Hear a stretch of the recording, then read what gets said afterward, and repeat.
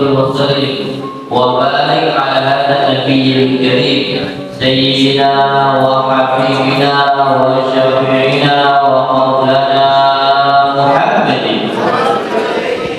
وعلى آله وأصحابه أجمعين. رب اشرح لي صدري ويسر لي أمري واحلل عقدة من لساني يفقهوا قولي. أما بعد.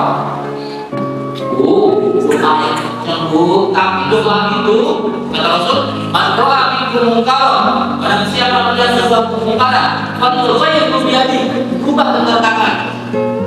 Ibu melihat kezaliman, kemaksiatan, kemungkaran, maka rubah dengan tangan. Tangan itu apa? Kekuasaan. Kalau saya presiden, saya kita masukkan ke sana.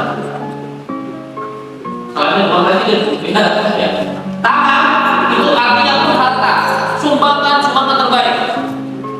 Kalau nggak bisa, Pak Ilham Yastati, Pak Bilisani, dengan lisan kita, suarakan, dengan postingan di sosial media, ayo kita dukung Palestina, segala macam kawan nanti jadi saya bikin akun Instagram, follower 1 juta, habis sudah lama sekarang gara-gara posting terus tentang Palestina, habis uang saya baru 2 hari sekarang.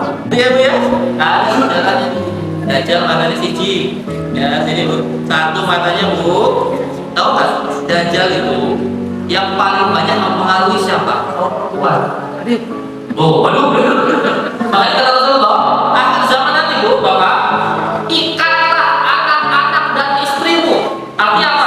Jangan disuruh keluar deh, karena sekarang godaan Dajjal makin berat godaannya. Memang mungkin Dajjalnya belum muncul. Dajjal itu bukan makhluk bu. Kalau makhluk namanya masih Dajjal. Dajjal itu sistem pak. Sistem godaan yang bisa membuat kita ikut terpengaruh oleh dia. Anak perempuan sekarang saya ngeri. Ini mungkin sudah Dajjal juga ya. Ikut konser K-pop, tau K-pop? Apa K-pop? Korea. Oh iya, masya Allah. Bukannya koplo, beda ya. Konser K-pop yang nontonnya itu pakai hijab. Anak-anak ABG, SMP, SMA, dulu saya lihat siapa ya? Siwon, tau Siwon? Ya, lucu. Super Junior kita wah, masya Allah.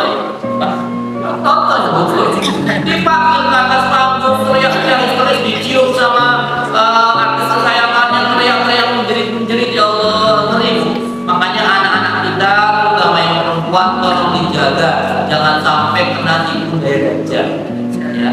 Dajjal itu bahkan kata ulama mengatur kami salah satu kemaksiatan yang hampir dimiliki oleh semua orang Islam di seluruh dunia itu Dajjal. Dajjal.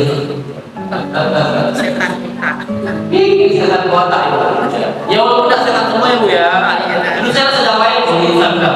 Jadi sedang baik yang sedang jadi pahala. Tapi kebanyakan ini setan juga. Hati-hati makanya ibu dikontrol anaknya punya handphone. Kalau tidak dikontrol kebablasan, banyak kemaksiatan di sini. Jaga ya, itu Islam. Itu memang orang Yahudi itu track recordnya juga ya. Di zaman Rasulullah bermasalah ini enggak? Bermasalah. Di zaman Rasul ada 4 kaum Yahudi. Bani Nadir, Bani Quraidah, Bani Khaybar, dan Bani Quraidah. Tapi 4-empatnya itu semua pengkhianat. Yang pertama Bani Nadir, mereka mengkhianati perjanjian piagam Madinah. Yang kedua Bani Qainuqa. Bani Qainuqa itu pernah suatu ketika ada seorang muslimah ibu-ibu gitu datang ke pasar orang Yahudi. Orang Yahudi benci sama muslimah pak. Maka diiseng dia jilbabnya ibu disangkutkan ke sebuah paku. Ketika beranjak, maka jilbabnya lepas, terbuka auratnya, sang muslimah berteriak, dilecehkan ya bu ya, kedengeran sama seorang muslim di situ, di pasar itu. Maka didekatilah pedagang yang iseng tadi, dipukul sama muslim bu, terus dibalas sama orang Yahudi, tapi keroyokan sampai muslimnya disyahid. Apalagi bu, yang paling gawat tuh Bani Khaybar.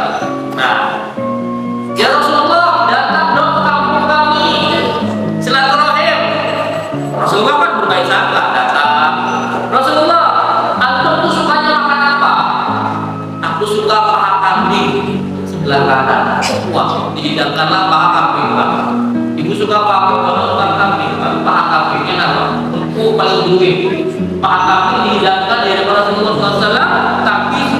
dibudi racun. Ada seorang perempuan Yahudi dari Bani Khaybar. Sahabat yang melihat kambing yang lapar banget langsung dimakan sama sahabat. Tapi Rasulullah dibujuk oleh Jibril. Ya Rasulullah, jangan kau makan, itu kambing ada racunnya. Tapi sahabat yang lain yang udah laparan, aku udah berani makan. Tapi Rasul ketika sampai di sini di mulutnya dilepekkan kembali, dibuang kembali, tidak jadi ditinggalkan lagi. Maka Rasulullah ahli sejarah diperlukan hati dan kalian masih sakit akibat diracun sama orang yang itu. Kejahatan orang Yahudi dari masa ke masa itu luar biasa, termasuk peristiwa Nakbah tahun 48. Ceritanya orang Yahudi itu diusir dari semua negara di seluruh dunia. Diusir kan? Pertama ke Australia diusir, ke Argentina, ke Amerika diusir semua. Nah, ada seorang Yahudi yang mendapatkan jatah ketika itu Inggris dan sekutu menang perang dunia, mengalahkan kekaisaran Ottoman, Kesultanan Ottoman, dan Palestina itu di bawah Ottoman. Maka Palestina pun akhirnya diambil alih oleh Inggris dan disediakan untuk orang-orang Islam yang diimpor. Datang ke Palestina berbaik-baik, seorang Palestina masuk ke rumahnya, dijamu makan, disuruh nginap 3 hari di sana. Akhirnya yang punya rumah diusir. Ibu kedatangan tamu, ibu jamu tamunya, kasih makan, kasih minum, kasih nginap di situ. Hari ketiga, ibu pura-pura mau beli ke pasar, kebutuhan pokok. Mbak, izinnya saya mau beli dulu bahan makanan. Oh silakan. Ketika ibu pulang dari pasar, rumah ibu sudah dikunci sama si orang ibu. Kelakuan orang ibu masih banyak lagi. Maka sekarang kita sebagai Muslim, yuk sama-sama terus kita dukung bangsa Palestina. Ada pendiri bangsa ini, ya, founding father bangsa ini, Bung Karno, bapak sekalian, itu pembelaannya terhadap Palestina nomor 1, ya, sampai negara yang pertama mengakui kedaulatan Indonesia ketika mereka itu 2, yang pertama Mesir, yang kedua Palestina, melalui bukti-buktinya.